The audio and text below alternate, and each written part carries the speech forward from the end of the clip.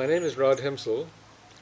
I live in Auroville, Tamil Nadu, which is located near Pondicherry.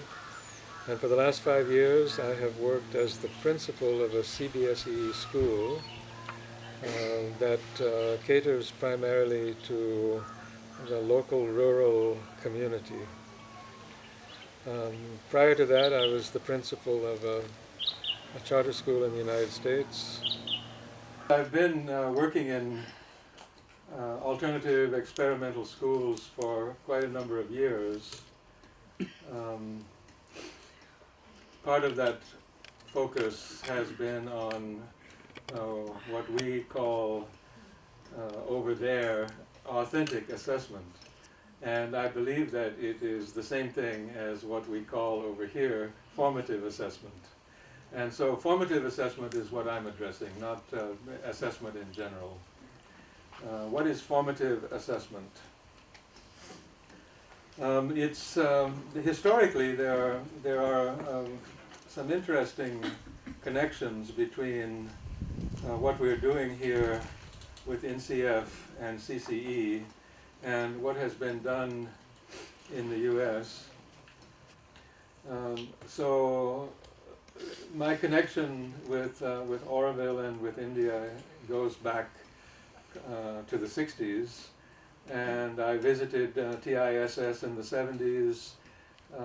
I got to know Darshan Shankar and Bankar Roy and the rural development people when they were students still, as was I, graduate students. Then when I returned to the States in the 80s, coincidentally, there was a report that was written on education that was published in 1983, which was the year I returned there, called A Nation at Risk. And 10 years later, the Charter School Act was passed. And 2 years after that, I initiated a charter school. So from 95 until 2005, I was conducting educational programs, largely research-based, in association with the University of Colorado. And I had a grant to create a curriculum, a K-12 curriculum and assessments. And to do that, I worked with University of Colorado people and with Project Zero at the Harvard Graduate School of Education. And that was a very rich time in the development of education reform strategies in that country. So the school that I was involved with did a lot of work in developing authentic assessments, project-based learning modules, and project-based assessment tools. And what we see, I think, now in India with NCF is a very similar movement, starting approximately 10 years later. And the CCE formative assessment system that is now being implemented employs many of the same techniques that we were developing and applying in our schools in the States in the 90s. So for me, both of those experiences, the then and now, are closely related and quite significant in terms of education reform. When I returned to India in 2005, NCF was published, but it follows the 1993 publication of Learning Without Burden. So both of these reports were quite influential within a fairly short time frame in generating education reform movements and strategies, methodologies, and so on. So I was quite happy to see that when I came back to India and immediately applied for affiliation to CBSE. And so for the past 5 years, I've had a small 9th, 10th, 11th, and 12th standard high school, 50 students, about 8 teachers, and I have been working assiduously to apply the principles of NCF in a rural school environment, not in the Oroville mainstream schools, but in a school which is typical of rural schools in many respects, except that the surrounding environment of Pondicherry and Oroville is somewhat cosmopolitan. But the students in the school that I've been working with are not at all cosmopolitan. But they have the benefit of certain exposures which students in a town like Dharmapuri in Tamil Nadu wouldn't have. So NCF, I believe, is a good attempt to restore educational values, and the assessment system and assessment in general, I think, accomplishes a couple of things. First and foremost, by stating a series of criteria like CCE has done. This is the CCE Manual for Teachers. To state criteria for assessment like the student recognizes and analyzes a problem, the student demonstrates divergent thinking. Both of these statements are very radical in traditional education. In traditional education, the problem is stated, the solution is stated, and the student is expected to reproduce both of those. And when the student does that accurately, there's a convergence that takes place between the student's learning and the teacher's teaching. So both of these statements are quite radically different from the traditional procedures in education. To state these goals or these criteria, the student actively listens and pays attention to others. That means peers, not other authority figures, but others who have an opinion, and incorporates the opinions of others in his own understanding of an issue, and sees and appreciates others' point of view. So that's not something that's traditionally encouraged. You're not supposed to have your own point of view. You're supposed to uphold the conventional standards of knowledge and behavior, and then you get good marks. So how do we assess those unconventional criteria?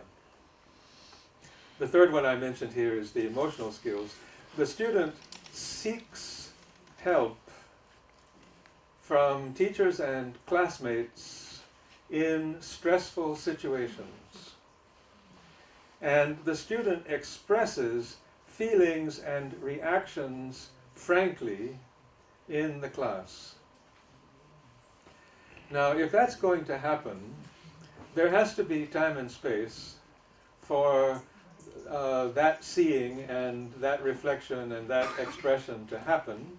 And there has to be an atmosphere of intimacy and trust so that the student can actually seek support and not, in fact, always be intimidated and suppressed by the teacher, the system, the structure, and so on. So I believe that those, when you state those criteria in an assessment format, what you're doing actually is stating a set of values.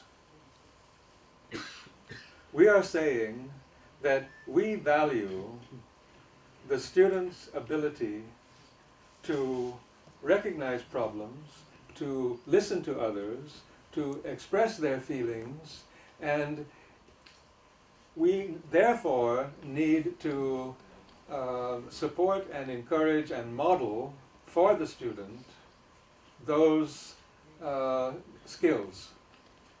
And in my mind, I have no doubt that they are skills. So to demonstrate that more practically, I can tell you that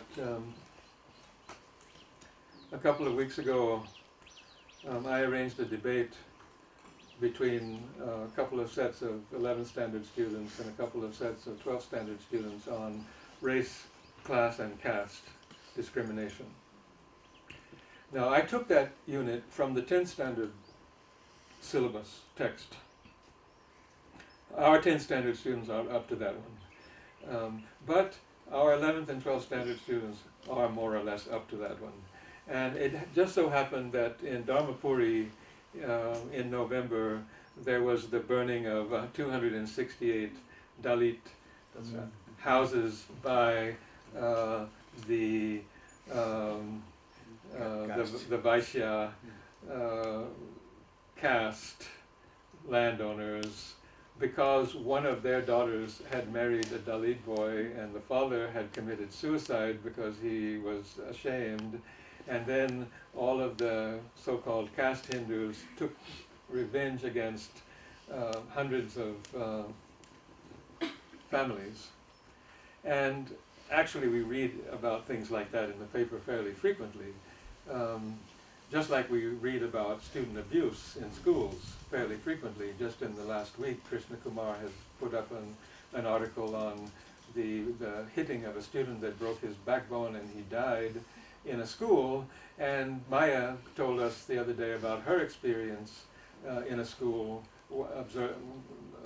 seeing a child being beat, and the idea of holding the stick represents a paradigm that still exists, and just like the caste paradigm still exists, in a very pervasive and malignant form, actually.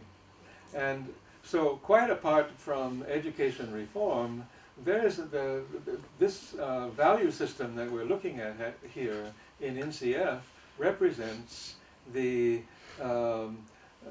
shift, the conversion on a social level of a value system that has been in place for a very long time. When you come across an issue like that in a textbook, and you have a corresponding issue in the newspaper, and then you begin to, first of all, look at the facts, then define the terms, define the differences between race, caste, and class, look at examples in other countries, look at this behavior, compare those models, and then start to prepare a debate about what really are the similarities and differences between race, caste, and class discrimination. You are instigating a thinking process in students that is relevant. And so one of the things that I have emphasized in my paper that you have in your packet called NCF and Integral Education is the importance of relevance in the learning process. It makes learning more meaningful. To engage students in that kind of a dialogue is meaningful. And they also are forced to look behind assumptions and veils that are difficult to penetrate sometimes. They're thinking about those things.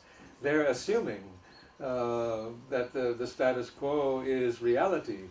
And they don't know much about discrimination practices in other countries. They don't realize that this is not really an Indian issue. It's a global issue. And in fact, the activity says that indirectly.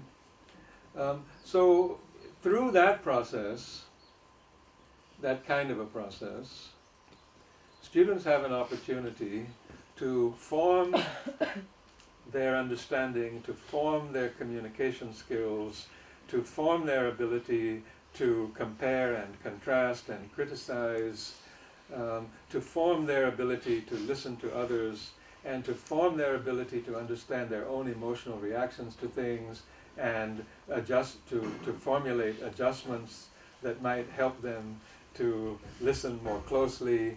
And so the academic critical skills, the social skills, the emotional skills are all being activated in that process. This, I would say, comprehensively represents a paradigm shift in the learning, teaching system.